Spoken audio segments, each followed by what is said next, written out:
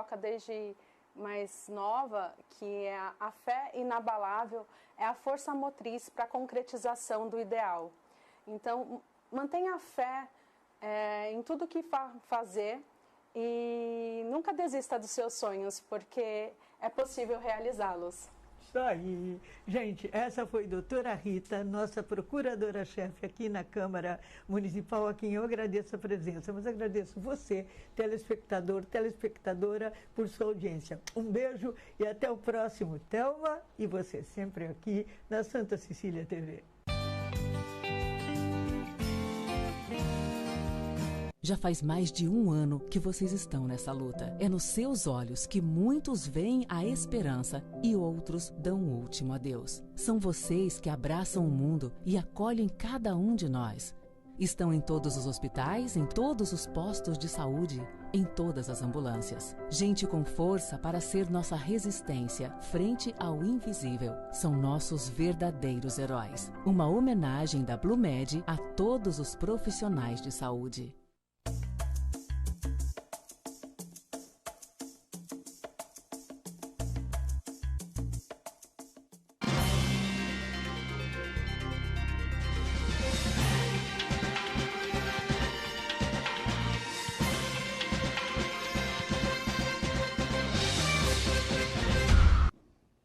Olá, estamos começando o nosso ponto de vista ao vivo, mais uma vez aqui pela Santa Cecília TV. Muito mais debate, muito mais informação para você.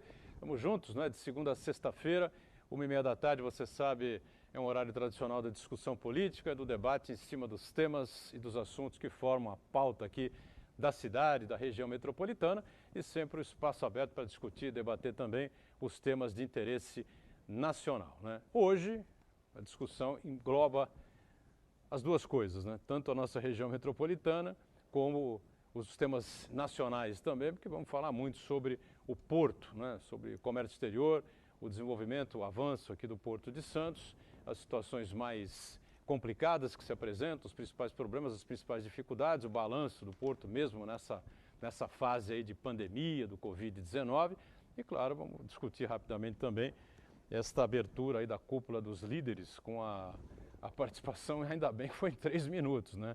Porque o presidente da República, Jair Bolsonaro, normalmente ele devolve tempo, né? Ele tem 6 minutos para falar e 1h25 ele encerra. Tinha 30 minutos para falar no Fórum de Davos, falou 6 minutos, devolveu o tempo. Teve uma entrevista que ia durar 45 minutos, durou 12. Bolsonaro é assim, né? Então, com 3 minutos, acho que ele pôde esgotar o tempo, pelo menos uns 2 minutos e 25, ele deve ter falado, não cronometrei, né? Não sei exatamente quanto foi o tempo. Mas falou lá algumas coisas que eu não sei se alguém acreditou, né, no que ele disse, né? Promessa aí de investimentos, enfim, mudanças na política, de proteção ao meio ambiente aqui no Brasil, enfim, né?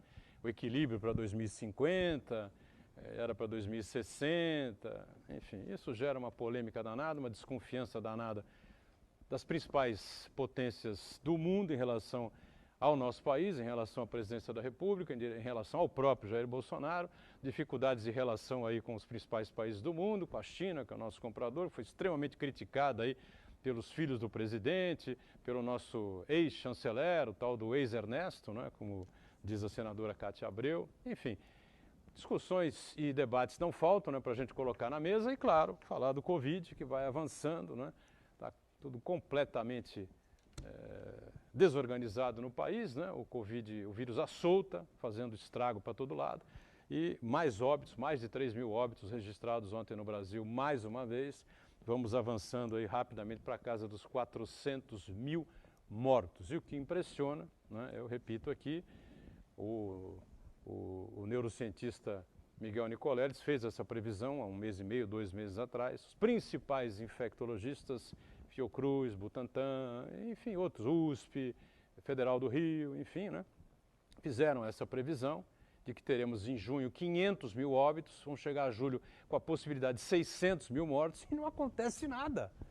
Não muda absolutamente nada. O governo Bolsonaro não faz absolutamente nada. Ao contrário, para segurar essa mortandade, essa carnificina nacional. É uma coisa inacreditável, não é? Por mais que se faça projeções, por mais que se faça se projete, né, na verdade, né, essa situação caótica, essa vergonha internacional que nós estamos vivendo, nós vamos chegar a julho com 600 mil óbitos, porque não muda nada na política de combate ao coronavírus no país. É uma coisa inacreditável, né? Lembrando que de segunda a sexta, 8 da noite, aqui na Santa Cecília TV, você acompanha a reprise do Ponto de Vista para conferir, né, o que a gente discutiu, o que a gente debateu no programa ao vivo.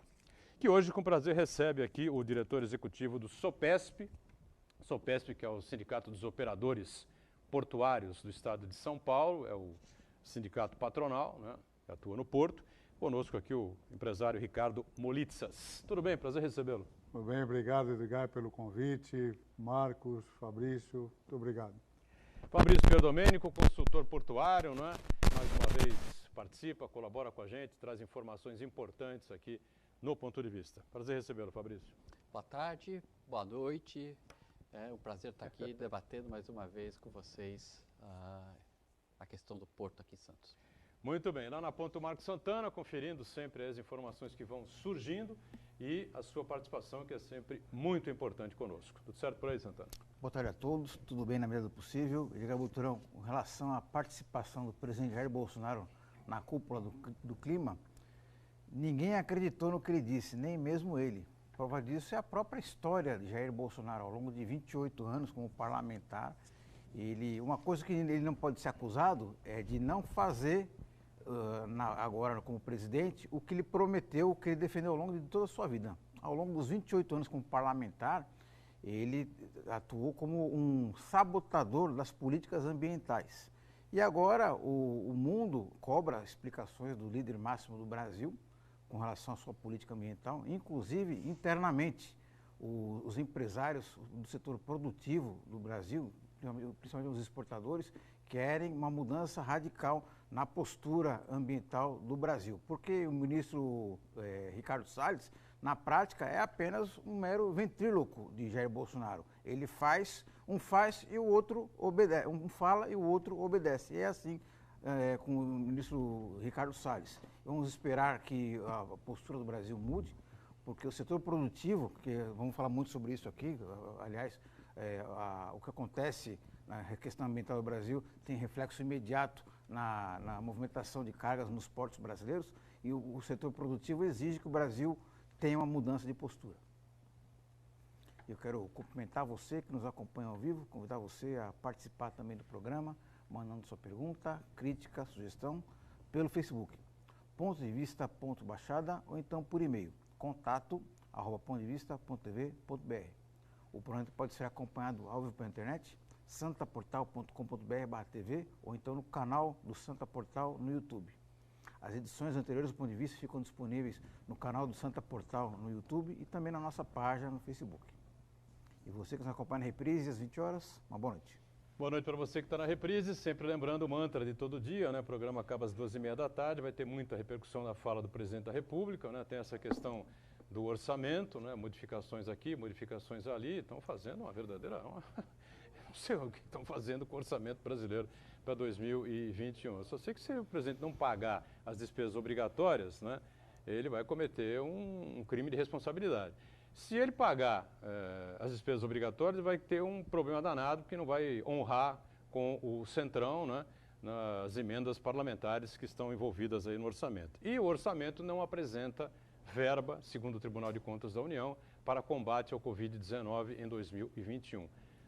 É inacreditável. Só isso. Não é nada. Ou seja, quer dizer que o vírus acabou em 31 de dezembro. Já não teve auxílio emergencial por 4 meses, né? E agora não tem verba, não tem dinheiro disponibilizado para o Ministério da Saúde, que não repassou uma moeda de 1 centavo a nenhum estado e a nenhum município do país para combater o Covid-19 em 2021. Acho que eles confundiram o 19, né? Não é Covid-20, Covid-21, não é isso, não existe isso. É o Covid-19, é um nome científico que é atribuído a essa pandemia que nós estamos vivendo. Não tinha nada a ver com o orçamento de 20 para 21. Né? O vírus não morreu em 31 de dezembro de 2020, eu acho que deu para perceber, né? Infelizmente, a coisa está muito difícil. Estamos ao vivo, né, como sempre, pelo youtube.com/Santa Cecília TV 2, youtube.com/Santa Cecília TV 2, durante 2 semanas, depois a gente volta pro YouTube do Santa Portal, tá certo? Nós temos 41.659 casos em Santos, 1.410 óbitos, 123.035 pessoas contraíram o vírus na Baixada, 4.393 pessoas morreram de Covid-19 na região metropolitana. A todos o nosso sentimento, você que perdeu aí um parente, um amigo, enfim, né? 2.786.483 casos no estado de São Paulo, 90.627 óbitos no estado mais poderoso da nação. Realmente o governador Dória precisa explicar isso, bem explicado também, porque são números monumentais, né? E no país, então, a tragédia completa, né? 14.122.116 casos, 381.687 óbitos. Há poucos dias participou conosco o Altair de Marco, né? Foi presidente da Câmara de São Vicente. O Altair lembrava, né? Já tínhamos naquele momento dizimada, né, a população de São Vicente, né, em números reais. E hoje estamos nos aproximando de dizimar a população de Santos, calculada em 425, 430 mil habitantes, né? É inacreditável. Vacinados em Santos, 23% dos santistas com a primeira dose, 12,6% com a segunda dose, com as duas, né? Na Baixada, 15%, uma dose, 7,5% dos moradores da Baixada Santista já tomaram as duas doses. A gente lembra aqui, como temos feito nos últimos dias aqui no Ponto de Vista, você tomou a primeira dose, volte no dia que está marcado lá no papelzinho que você recebeu. Volte no dia certo para tomar a segunda dose. Se não tiver a segunda dose, como a gente já ouviu em Praia Grande, Itanhaém, Peruíbe, faça um escândalo, chame a polícia, chame a mídia, faça alguma coisa, mas você tem que tomar a segunda dose. Em Santos está tudo funcionando com um reloginho. A Secretaria de Saúde funciona direitinho, está tudo funcionando bem, o comando da vacinação funciona perfeitamente, inclusive com a vacinação para a gripe, né, para o vírus influenza. Então, não esqueça, você tomou a primeira dose, seja qual for a vacina, ou a Coronavac, que são 28 dias para retornar, ou a AstraZeneca, que são 3 meses, né, mais longa a espera, né, mais complicado um pouco, né, mas não se bota lá na geladeira, né, bota lá na geladeira, gruda lá na porta da geladeira o dia que você tem que retornar para tomar a segunda dose. Se não tomar a segunda dose, pouquíssimo vai adiantar você ter ficado com a primeira dose. Bom, eu queria perguntar aqui ao Ricardo e ao Fabrício, né, sobre essa questão da cúpula dos líderes, né? Antes eu queria deixar um recado aqui, eu deixei passar alguns dias, né, na expectativa de que a coisa fosse mais rápida e que ele saísse do hospital rapidamente, tivesse alta rapidamente, né? Não foi possível, houve uma piora no quadro, mas deixo aqui, como sempre fazemos, né, nos últimos 2 anos, a enorme torcida, a torcida do coração aqui pela recuperação do prefeito de São Paulo, Bruno Covas, né, que mais uma vez vive aí um drama de saúde, né, um problema seríssimo, né, o câncer voltou, né, voltou no fígado, voltou nos ossos, enfim, está sendo submetido a um outro tipo de tratamento, água no pulmão, enfim, a situação que você acompanha aí pela mídia. O Bruno, eu já disse 1 milhão de vezes, é a nossa cria aqui, né, amigo nosso aqui de Santos, da Baixada Santista, e fica a nossa torcida para que tudo de melhor ocorra com ele, hoje prefeito reeleito, né, de São Paulo, já no seu 2º mandato. Bom, essa influência aí da cúpula dos líderes que foi aberta hoje, a questão do clima, enfim, e toda a pancadaria, né, internacional que vem sofrendo o governo brasileiro, isso influi de alguma maneira, causa aí algum transtorno para o comércio exterior brasileiro? O que você pensa, Ricardo? Olha, eu não tive a oportunidade de ver o discurso do presidente, mas é óbvio que o tema ambiental, de forma ampla, ele é extremamente importante para o mundo como um todo, né? Pode acontecer de não se avançar nessas questões e isso acabar, de certa forma, podendo influir nas nossas exportações, embora as exportações do agronegócio, vamos dizer assim, elas são hoje o carro-chefe das nossas exportações, né? Então, vejo com dificuldade algum tipo de sanção nesse sentido, embora possa acontecer, né? Talvez, como víamos conversando um pouco antes de iniciar o programa, né? Talvez já no material acabado, no produto acabado, possa sofrer algum tipo de sanção. Mas é isso que vejo por hora, sem ter visto ainda hoje sobre o assunto. Tá certo. O Fabrício vai comentar, o Santana também vai falar. gente vai para um rápido intervalo, né? Na volta falamos sobre esse e outros temas aqui no Ponto de Vista. Já, já.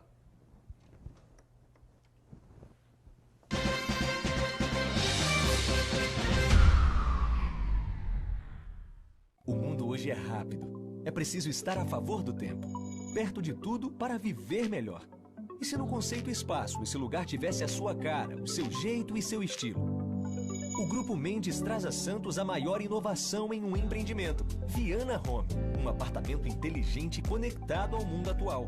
Vida digital ao lado da vida real, onde os espaços da vida urbana se encontram no mesmo lugar. Rua Lobo Viana, 19. Vendas 3513-3199. Com corpo clínico experiente e mais de 40 especialistas, o Plano Santa Casa Saúde oferece atendimento humanizado há mais de 25 anos. Além de convênio com o mais completo hospital da região, conta com clínica de especialidades, atendimento de urgência e emergência 24 horas, autorização de exames online e plano odontológico incluso. Consulte nossos corretores e saiba mais. Plano Santa Casa Saúde, sempre perto, cuidando de você. Agora, na Santa Cecília TV, Destino Portugal. Dicas, cultura e paisagens incríveis. Iremos mostrar os principais bairros de Lisboa, os principais atrativos de cada bairro. Sábado, 4h30 da tarde. Destino Portugal é na Santa Cecília TV.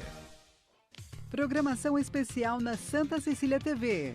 Clássicos do Cinema traz sempre filmes especiais que foram sucesso de bilheteria. Nas madrugadas de domingo a sexta, 1h30 da manhã e no sábado à meia-noite. Santa Cecília TV, a maior programação regional da sua TV.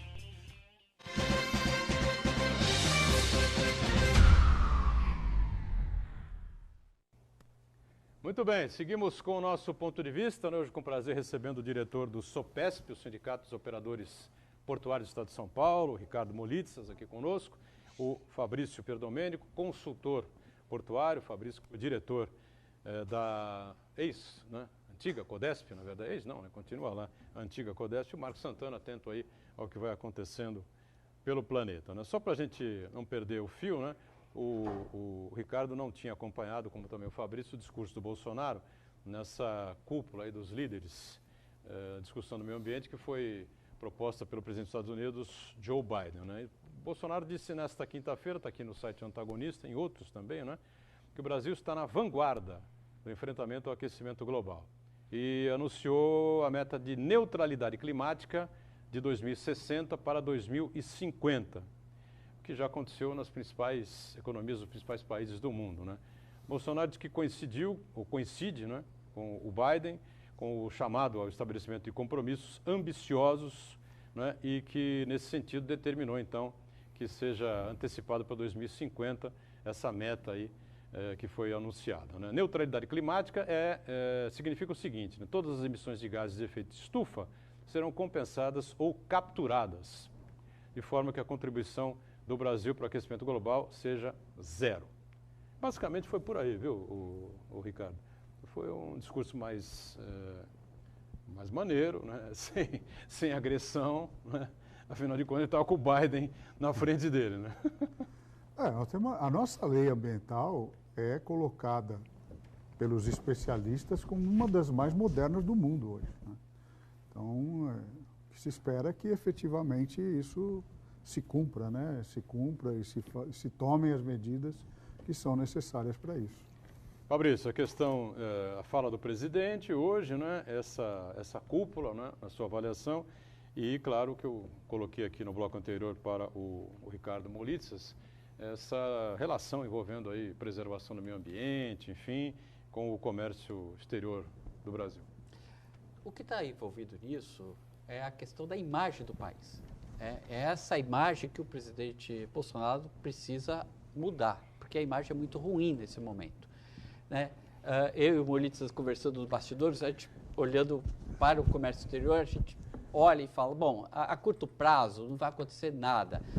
O país hoje exporta agronegócio, o agronegócio vai continuar sendo o nosso carro-chefe, mas lembrando que nós temos ainda um grande desafio do âmbito internacional, que é o acordo comercial com a União Europeia. Esse acordo, por exemplo, ele hoje corre um sério risco de não acontecer. Por quê? Porque os parlamentos dos países europeus estão olhando com uma desconfiança enorme para o Brasil, uma desconfiança com relação às políticas de preservação do meio ambiente. E quanto essa desconfiança acontecer, isto não vai ser assinado. Então, na verdade, Boturão, não é que a gente está deixando de exportar, vão continuar exportando, porém, outros negócios que poderiam ser muito benéficos para a economia brasileira, principalmente para produtos de alto valor, isto pode sim não acontecer. Então a gente pode perder uma grande oportunidade de ter um parceiro como a Europa tendo comércio livre, em função da desconfiança e da imagem. Então eu não sei de fato o que o presidente falou hoje, mas ele precisa convencer o resto do mundo, convencer os países, convencer, no caso da União Europeia, os parlamentos de que o Brasil vai seguir com uma política radical de preservação do seu meio ambiente. Senão, não tem acordo. O Bolsonaro citou ainda o princípio de responsabilidades comuns, né, porém diferenciadas, segundo a qual, estou me baseando aqui no site do antagonista, tá? Segundo a qual o maior fardo do combate às mudanças climáticas cabe aos países ricos, né? Disse ele. Até aí, eu acho que faz sentido, né? São os maiores poluidores, né, do mundo, né? O mesmo princípio foi citado hoje pelo próprio Xi Jinping, né, que é o líder do Partido Comunista que governa a China, né, democraticamente, né? Eleito ali entre eles, intramuros, né? No restante do discurso, Bolsonaro repetiu metas já anunciadas, inclusive eliminar o desmatamento ilegal até 2030. Essa não dá para engolir, né? Diga, Boturão, o Fabrício lembrou muito bem que a imagem do governo Bolsonaro é muito ruim no Brasil, porque na verdade é um reflexo dos atos do governo do Jair Bolsonaro. Vamos lembrar de que o delegado da Polícia Federal responsável por fiscalizar a exploração ilegal de madeira denunciou o próprio ministro do Meio Ambiente, Ricardo Salles. O ministro Ricardo Salles foi ao local do crime ambiental, em vez de dar apoio ao pessoal do IBAMA, a Polícia Federal, ele foi prestar solidariedade aos madeireiros, e atuou ali como se fosse uma espécie de porta-voz do empresário ilegal.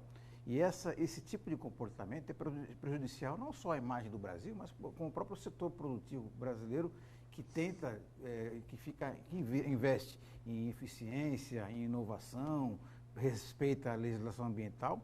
Essa política ambiental do Brasil, ela prestigia garimpeiros ilegais, madeireiros ilegais, grileiros, aqueles grandes latifundiários improdutivos que apostam na preguiça em vez da tecnologia, burlam a lei. E o governo Jair Bolsonaro é justamente isso daí. Então, como a médio prazo, os reflexos vão ser sentidos sim. Além do Brasil deixar de ser improdutivo, porque a partir do momento que você prestigia um empresário que ele é improdutivo, você deixa de prestigiar aquele empresário produtivo. Você coloca desigualdade de condições para disputar um mercado. Então, nesse sentido, Jair Bolsonaro e seu ministro do Meio Ambiente vão ter que fazer muita coisa para convencer não só o mundo, mas também o próprio ambiente interno de negócios de que essa política de meio ambiente vai mudar. É como se fosse fazer as comparações são sempre grosseiras, mas é como se o Jair Bolsonaro, é como se ele defendesse aquele vândalo que pega uma estátua de bronze e destrói ela para vender para o ferro velho e ignora todo o seu valor artístico, histórico e o valor do material em si. Na prática é isso daí. Jair Bolsonaro, ele está prestigiando os vândalos do meio ambiente. Muito bem. Em relação a isso, né, qual é a importância dessa questão climática, né? A gente sabe que é uma preocupação da ANTAC, é um anúncio da ANTAC, né, que é a autoridade que coordena, né, essa questão portuária. A agência, né, que coordena essa questão portuária toda, enfim, né? Em relação a mudanças climáticas, né, problemas que podem surgir nos portos, essa coisa toda, né? É preciso realmente ter uma avaliação sobre isso, né?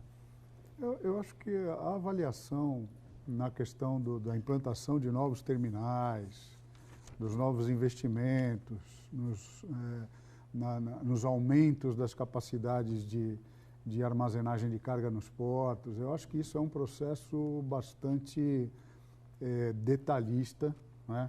E as empresas têm investido muito na questão da preservação ambiental, né? Então, nesse sentido, os portos eu acho que vêm aí numa vanguarda de investimentos e de desenvolvimento dessa área ambiental. E aí, Fabrício? Concordo. A própria agência tem um indicador de políticas de meio ambiente para os portos públicos. Então, os portos eles têm os indicadores, todo ano eles alimentam o sistema e a ANTAC, uma vez por ano, faz o ranking das melhores políticas ambientais nos portos públicos. Então, isso está muito bem encaminhado. O Mulitza tem razão. Toda vez que tem que ter um empreendimento portuário, são muito duras as regras de implantação de um terminal, muito duras as regras para o controle dos particulados eventuais que pode, de alguma forma, prejudicar a população. Aqui em Santos a gente tem um exemplo claro, lá na Ponta da Praia, de uma mudança que está ocorrendo em função de investimentos novos, que os terminais têm uma preocupação de trazer aquilo que há de mais moderno em equipamento para minimizar os impactos ambientais na movimentação da soja que acontece ali. Então, assim, a gente percebe que o setor portuário, na questão ambiental, está de fato na vanguarda, está de fato preocupada, tem uma legislação muito rigorosa. Então, nesse sentido, eu acho que nós estamos bem acompanhados. Essas mudanças climáticas, né, de uma hora para outra, começou a esfriar de uma hora para outra aqui em Santos, né? A gente estava está chovendo agora em abril, né? Olha aí algumas imagens da reunião de hoje, né, do encontro do clima, né? Está lá o presidente dos Estados Unidos, aí agora o presidente da Rússia, né? Foi pego de surpresa, houve um corte, houve um problema na fala do Xi Jinping, né? De repente cortaram para o presidente russo, e ele ficou meio perdido, não sabia que já estava no ar, se era para falar, se não era para falar. Enfim, ali está o Joe Biden, né? Tranquilamente sentado lá no seu gabinete na Casa Branca, enfim, coordenando e comandando essa reunião que, não sei, né? Era uma prévia da reunião do clima, do evento do clima que vai acontecer, acho que em Bruxelas, né? Agora daqui a alguns meses, né? Vamos ver o que vai dar isso. E fica um recado aí, né, do presidente Joe Biden, que ele veio realmente para fazer mudanças e fazer intervenções sérias, né, e realistas na questão do clima. E houve até o comprometimento do presidente chinês, o Xi Jinping, né, em colaborar fortemente. Pequim talvez seja a cidade mais poluída do mundo, né, pelo que a gente sabe, né, pelos números que se apresentam, né, e a China é um dos maiores poluidores do planeta. Não sei até que ponto ele vai cumprir com isso, né, em todo caso. A gente acompanhou recentemente, né, um episódio que houve lá no canal de Suez, no Egito, né? Mar Mediterrâneo, Mar Vermelho, né? Uma ligação marítima que existe lá e facilita a navegação da Europa com a Ásia há tantos e tantos, mais de século, né? E de repente a gente viu lá um navio atravessado lá no meio do canal, né? E atrapalhando todo o trânsito, todo o transporte, todo o comércio exterior ali, né? E aquilo deixou o mundo, de maneira geral, perplexo, né? Será que um dia pode acontecer uma coisa... A gente já teve alguns acidentes aqui, mas nada parecido, né, Ricardo? Não, nada parecido. São sistemas diferentes ali. Foi um canal aberto, né? A largura do canal, ela é muito menor para um navio desse. Você percebeu o navio passando. Você vê que ele passa muito próximo da margem, né? Aqui a gente tem uma situação diferenciada, ou seja, embora um porto de águas abrigadas, que você tem ali o caminho para entrar no porto, ele é muito mais largo, né? Então, não seria o caso de ter um acidente no mesmos moldes do que aconteceu lá em Suez. Mas sim, acidentes podem acontecer, já aconteceram alguns na entrada do porto, de navio perder a máquina, de ficar ali durante um tempo, né? Então, são realidades diferentes, são sistemas de navegação diferentes, né? Que eu acho que não dá para se comparar o Porto de Santos com isso hoje, até pelas condições que você tem de canal e de manobrabilidade que você tem aqui no Porto de Santos. Foi impressionante, né, Fabrício? É impressionante também o tamanho do navio, né? É um navio de 400 metros de comprimento. São 4 campos de futebol.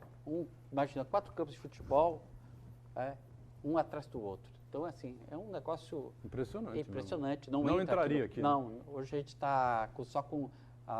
permite o navio de 366 metros. 366 aqui no Porto Santos? Aqui no Porto Santos. A distância não é tão grande assim, né? Na verdade, tem uma questão. Você tem, dizer, além do comprimento, você tem a largura. A largura, né? O que se vê hoje é que os navios cada vez mais vão ser menos compridos. Né? A gente chegou nos 400 metros. Os navios estão aumentando de largura e da capacidade de carregamento em altura.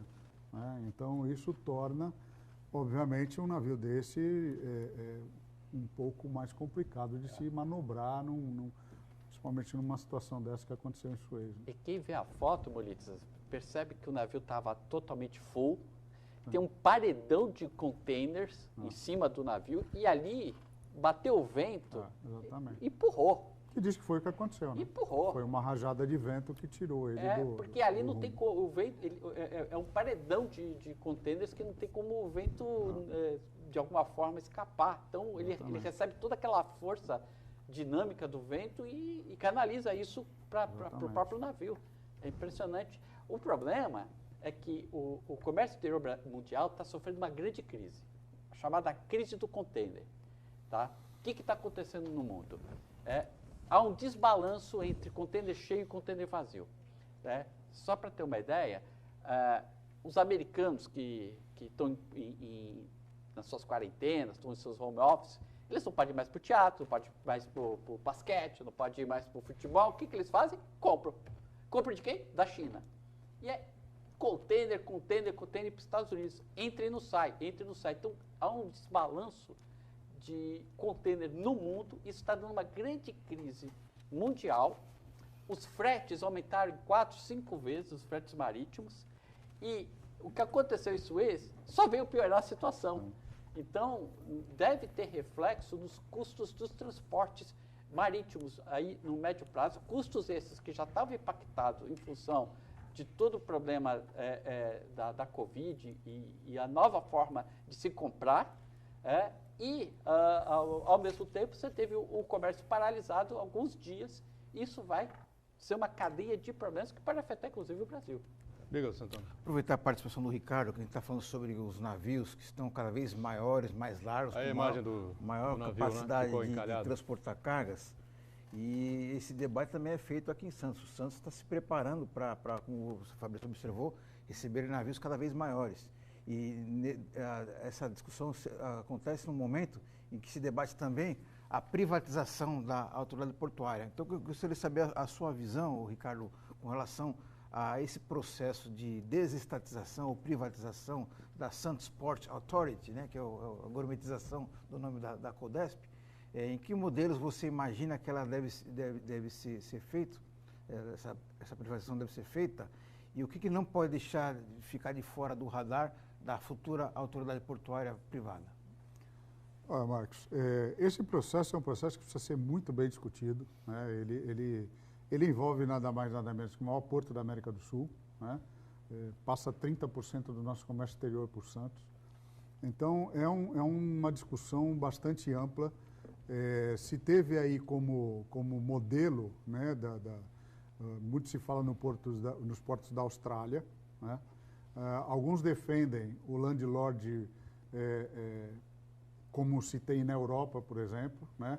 O landlord da Europa ele tem todo o bem público no controle do público, mas você tem uma descentralização de administração, ou seja, eles têm autonomia de administração dos portos, né?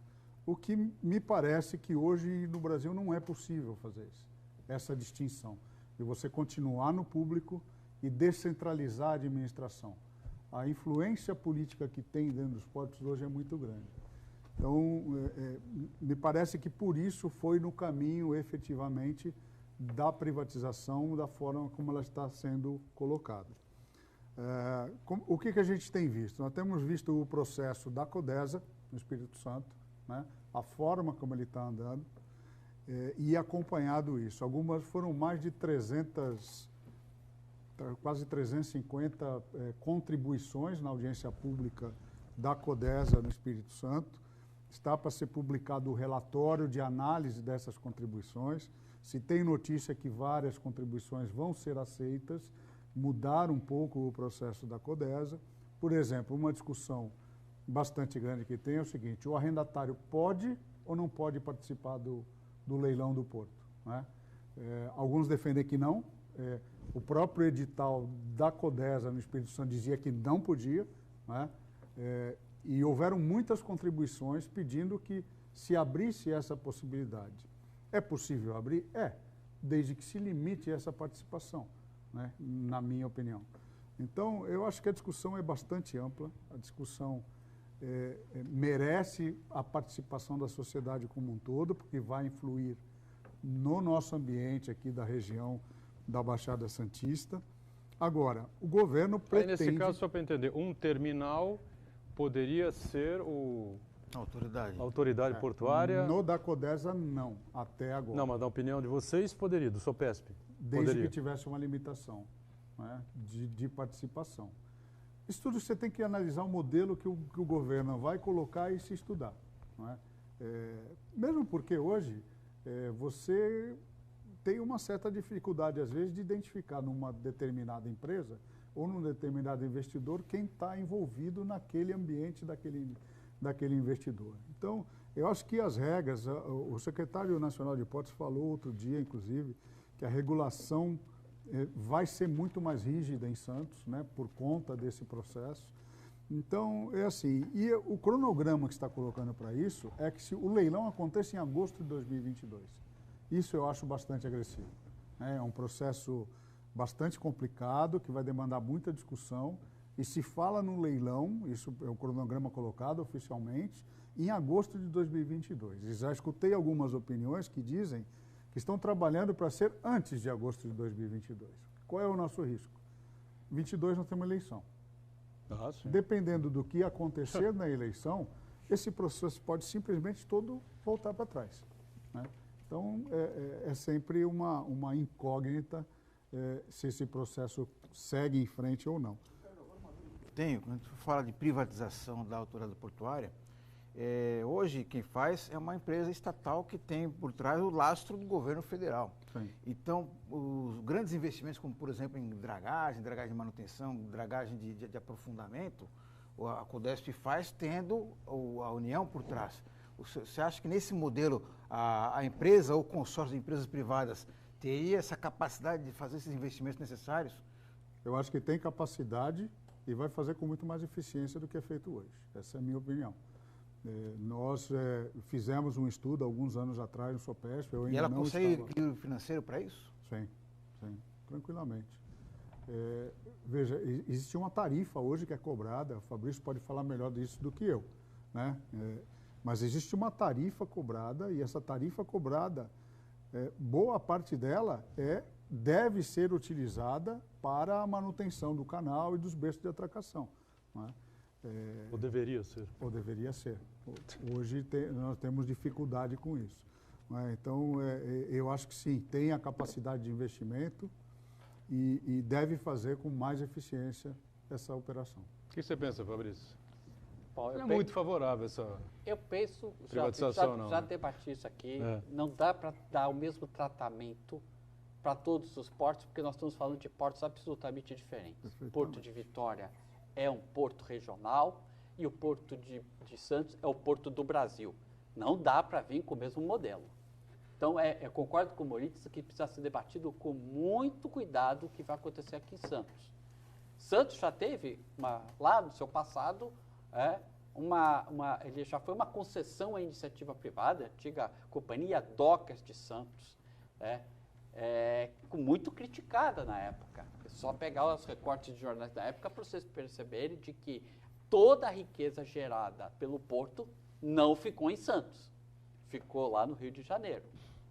O Palácio das Laranjeiras é fruto da exploração, por exemplo, lá no Rio de Janeiro, é fruto do dinheiro que a família Guini ganhou aqui em Santos. Foi para o Rio de Janeiro. Outra coisa é que, qual é o grande problema? Por que esse debate existe no Brasil e não existe em nenhum outro lugar no mundo, com exceção da Austrália e da Inglaterra?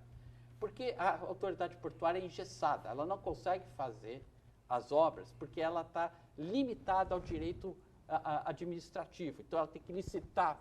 A mesma licitação para uma dragagem é a mesma licitação para comprar uma caneta.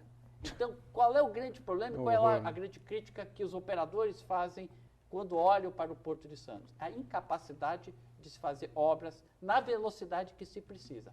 Portanto, a grande crítica está na zeladoria do porto e não na gestão do porto. Na gestão, a questão política, ela existe e existirá sempre. O que precisa é criar travas, como já existe a própria lei das estatais, que permite cada vez mais aproximar a administração das estatais próximo do que é o que acontece hoje. Não podemos deixar de elogiar a administração do Porto de Santos, da SPA, com caráter estritamente profissional. Então, eles são muito profissionais. Uma gestão municipal não seria mais eficiente? Não acho que volto a insistir que a questão não é de quem nomeia. A questão é saber qual é o papel do porto. O Porto de Santos é o porto do Brasil, ele é estratégico. Tá? E nós podemos pensar no financeiro, nós temos que pensar no econômico. Então, mas assim, você precisa fazer uma obra no porto importante, então, a questão da dragagem, por exemplo. A minha proposta... Aqui a empresa que está... Santos... como é que chama agora? Port Authority. SPA, né? Santos Port Authority. Antiga Codesp. Aí tem que buscar o dinheiro aonde? Para fazer a obra? Provavelmente, se for uma dragagem de aprofundamento, nos cofres públicos. Da União. Da União. E é o que vai acontecer também se tiver... Não, mas eu digo, se você tivesse um orçamento municipal ou regional... Não tem grana. Aí não tem. Não tem porque você tem 65% do bolo tributário brasileiro que vai para a União. Se você fizer uma reforma tributária decente, você pode passar a ter. Por isso imediatamente não tem. Imediatamente não tem. É mais fácil. Uma vaca voar. Não, é mais fácil a gente pensar de que se a gente olhar a zeladoria do porto e pensar na concessão da zeladoria do porto, então, aí sim, que poderia ser, no modelo da atual lei, uma concessão de PPP, ou, até se for mais ousado, olha o que o Sopesp já no passado defendeu, que é os próprios operadores do porto cuidar da zeladoria. Exatamente. Eles cuidam bem da própria zeladoria do terminal, cuidariam do porto. É interesse do operador a dragagem feita, gente. Então, não é preciso jogar o bebê com a água da banheira fora. Dá para preservar o caráter público do porto e ainda assim ter a zeladoria privatizada. É isso que eu defendo. Fabrício, essa foi a razão o espírito da minha pergunta para o Ricardo, porque muitos investimentos, a gente está falando de dragagem de zeladoria e tem outra dragagem, que é a dragagem de investimento, de aprofundamento para ampliar a capacidade de movimentação. A gente está falando de navios de 360 metros, talvez navios daqui a 400 metros, no futuro talvez não muito distante. Então, esse investimento, que já passa da casa do bilhão, né? Eu tenho dúvidas se as empresas privadas, mesmo que consorciadas, tenham esse fôlego financeiro para promover esse tipo de investimento. E aí, no final das contas, vão recorrer a quem? Vão estender o chapéu para os cofres públicos. Então, aí não sei se teria uma grande mudança de privatizar ou manter um modelo estatal com mais eficiência. Não, aí privatizou. Mas aí é como funcionava. O Fabrício já colocou aqui uma figura muito correta, né, da coisa, como se fosse um condomínio, né? Então, o condomínio tem lá os condôminos, elege o síndico, né? Vai ser a empresa tal durante 2 anos, suponhamos, né? A empresa tal vai fazer a gestão toda, enfim, não sei se isso cabe na cabeça de vocês. Isso seria um dos modelos a serem discutidos, né? De você ter um condomínio com todos os arrendatários participam, como é num prédio normal. Normal, né? É um dos modelos. E aí tira a União e o Mas não poder me parece público que é o fora. modelo que está na cabeça do governo. Eles querem ir um pouco além disso e realmente entregar essa administração, ou seja, a autoridade portuária ser um ente privado, né? E com uma regulação em cima dessa entidade privada. Mas falando de investimento, eu queria fazer um comentário que é o seguinte: hoje, dentro das regras que tem, esse emaranhado de regras que o Fabrício mencionou, é difícil até para o operador arrendatário fazer um investimento. Porque para ele fazer o investimento, ele precisa entregar uma série de documentos, uma série de análises são feitas. E às vezes um investimento que está no bolso dele para fazer no mês seguinte, ele espera 2 anos para fazer. E um aumento de quê? Para fazer um aumento de capacidade, um aumento de eficiência. Então veja, o sistema ele é muito travado. E eu acho que é isso que a gente precisa buscar, né? A capacidade, trazer essa capacidade de investimento que o empresário tem sim, né? E que ele consiga fazer isso de forma mais célere, né? E eficiente. De colocar esse recurso. Vamos para mais um intervalo, já já a gente retoma aqui o ponto de vista, em instantes.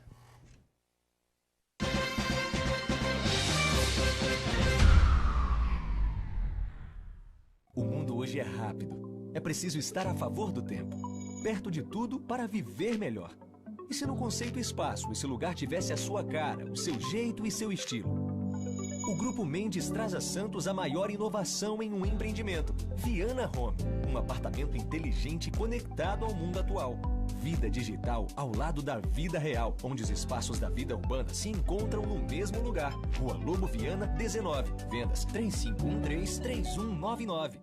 Com corpo clínico experiente e mais de 40 especialistas, o Plano Santa Casa Saúde oferece atendimento humanizado há mais de 25 anos. Além de convênio com o mais completo hospital da região, conta com clínica de especialidades, atendimento de urgência e emergência 24 horas, autorização de exames online e plano odontológico incluso. Consulte nossos corretores e saiba mais. Plano Santa Casa Saúde, sempre perto, cuidando de você.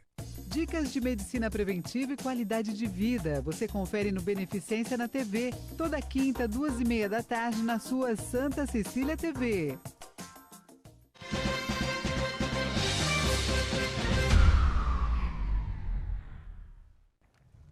Muito bem, a gente segue aqui com o ponto de vista e o Tribunal Superior do Trabalho, né, ele autorizou recentemente que os terminais portuários, né, as empresas que atuam no Porto de Santos, especificamente estamos falando aqui, né, possam requisitar de agora em diante trabalhadores avulsos diretamente aos sindicatos das determinadas categorias, enfim, deixando de lado, né, o órgão gestor de mão de obra, o famoso OGMO.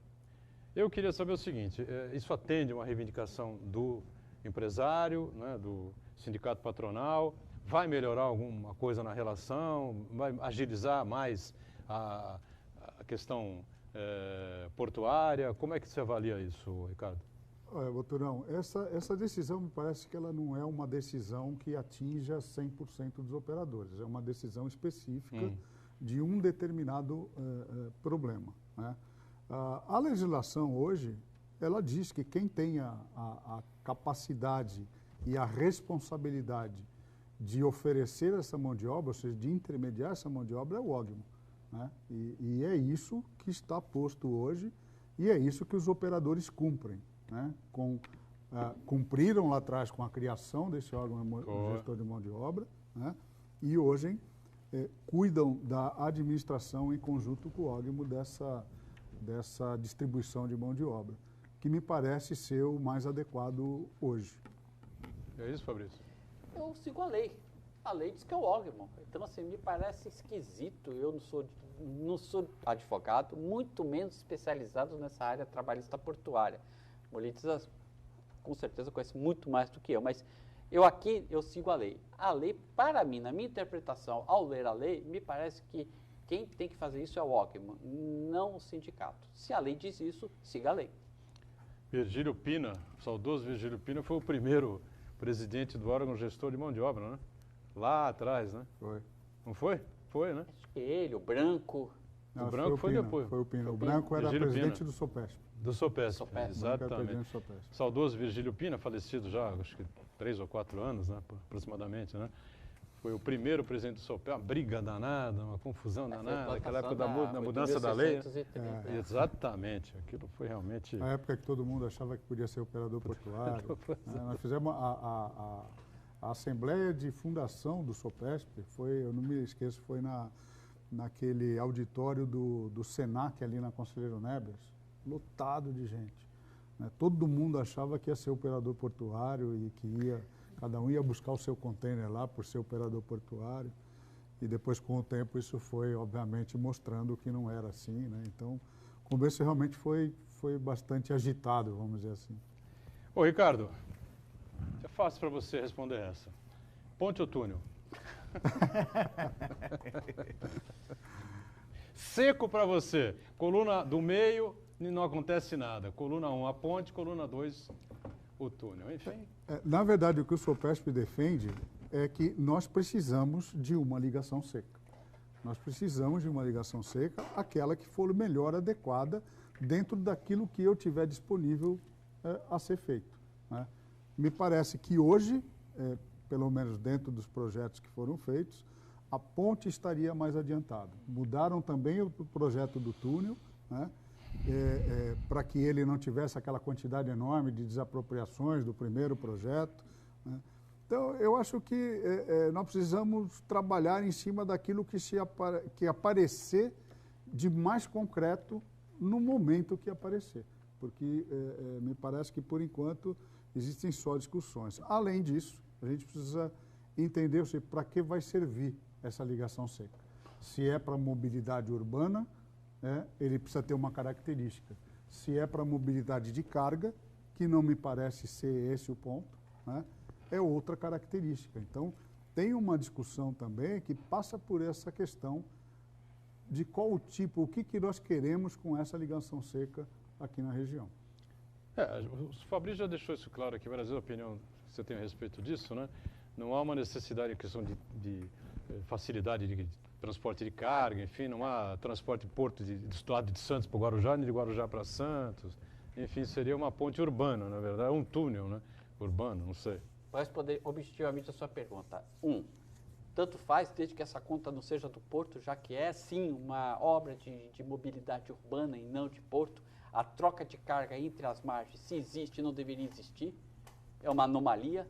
A carga tem que vir para o porto e sair do porto, não ficar trocando de margem. Então, primeiro isso. E segundo, se tiver que fazer, aquilo que menos atrapalhar o futuro do Porto de Santos. Para mim, são as duas condições.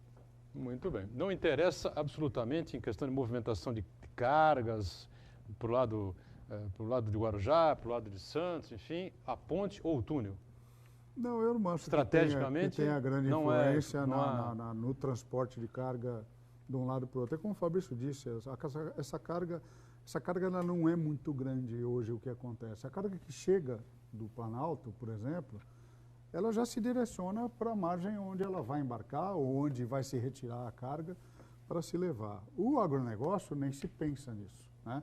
Agronegócio é ferrovia, né? Tanto que nós temos aí o projeto discutido já no final do ano passado da ferrovia interna do Porto de Santos, com investimentos vultuosos, né? Para poder ter a capacidade de transportar aquilo que está previsto para os próximos 20 anos do Porto de Santos. Você está citando ferrovia, tanto expõe uma questão que eu queria abordar com você, que é com relação ao modal do Porto de Santos, que hoje nós temos uma parte significativa rodoviário, né? Da época de que se falava que governar é construir estradas, e aí deu no que deu, né? Temos praticamente um colapso no setor logístico brasileiro por priorizar o rodoviário em vez do ferroviário. E a gente percebe também que a grande parte dos investimentos feitos no modal ferroviário no Porto de Santos é para atender o segmento de granéis, né? Principalmente granel ligado ao agronegócio. Você acha possível um projeto para ser implementado no Porto de Santos de modo que ferroviária, de modo que privilegie, que atenda outras cargas menores, por exemplo, cargas containerizadas? Ou você acha que isso aí é completamente inviável? Não, viável é. O fato é que existe uma demanda muito grande ainda do agronegócio, né? E certamente é uma carga que tem uma acomodação muito melhor no transporte ferroviário do que no rodoviário. Então, a tendência é que, com o crescimento da movimentação e os investimentos na ferrovia, esse agronegócio hoje que ainda chega de caminhão passe a vir por ferrovia. Nós temos algumas operações pequenas, mas já há anos no Porto de Santos por ferrovia de contêineres, né? Nós temos terminais que fazem essas operações. Agora, eu entendo que, enquanto não se tiver atendido, né, da forma como se deve atender o agronegócio, e vamos lembrar de mais uma coisa, nós temos 2 terminais recentemente licitados de celulose, que é outra carga que é da ferrovia, não é rodoviária, né? Então, assim, a gente tem uma demanda muito grande ainda pela ferrovia na parte de agronegócio, celulose e na parte de fertilizantes, subindo a serra, né, no movimento contrário, né, muito ainda para a ferrovia atender. Então, eu acho que esse investimento tem que seguir nessa direção inicialmente. Obviamente que vão acontecer aí o desenvolvimento disso lá para frente, de mais cargas containerizadas pela ferrovia. E aí, embora a gente tenha, desculpa. Não, fica à vontade. Embora a gente tenha uma característica do transporte do container hoje, ele é um transporte muito curto, né? Ele é um transporte muito curto. Então, em questão de custo e transit time, vale muito mais para você botar no caminhão e entregar em Campinas 2, 3 horas depois, do que você esperar o trem sair, e o trem, você tem um transbordo, então você agrega custo, né? Então, o rodoviário se presta muito mais a esse tipo de operação em destino curto, quanto que a ferrovia é justamente o contrário, né? Quanto mais longo, mais eficiente é o processo da ferrovia. A carga sai da produção, sai do produtor em Goiás, Mato Grosso do Sul, enfim, e vem por ferrovia direto para o Porto Santo. Esse é o grande objetivo, para o pessoal entender, né? Exatamente. Uma coisa que se pretende há anos a fio, né, Fabrício? O agronegócio, ele demanda muita carga, ele é uma commodity, então é volumes. Então, os volumes cabem sim na ferrovia. O sonho é 100% do grão que sai do Mato Grosso, sai lá de Rondonópolis, chega a Santos, 100% de ferrovia. Esse é o mundo ideal da logística. O dólar alto desse jeito é bom para o exportador, né? Para o exportador, sim. Para o importador é uma tragédia. O importador é e sempre para o comércio, sempre essa balança, né, comercial aí, como é que fica? Precisa baixar um pouquinho, né? Esse equilíbrio realmente sempre teve na pauta aí esse equilíbrio do câmbio, né, entre a importação e a exportação. Isso influi muito no que... Lógico, teve a questão da pandemia que influiu demais aí na questão do desbalanço dos contêineres que o Fabrício mencionou agora há pouco, né? Um dos desbalanços foi esse. Com a pandemia, você caiu a importação e a nossa exportação continua subindo. Então, você teve o desbalanço dessa chegada de contêineres e saída de contêineres. E isso aconteceu no mundo inteiro, né?